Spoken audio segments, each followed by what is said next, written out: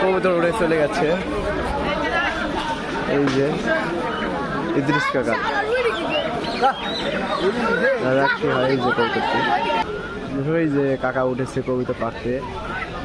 এই ধান দেখা যাক কতটা ধাওয়া যায়।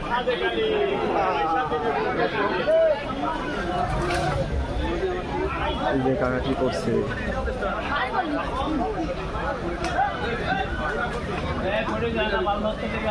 এই যে ধরছে।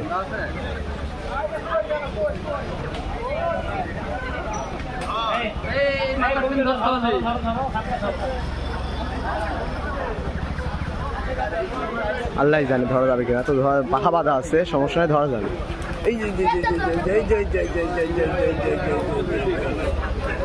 দর্শক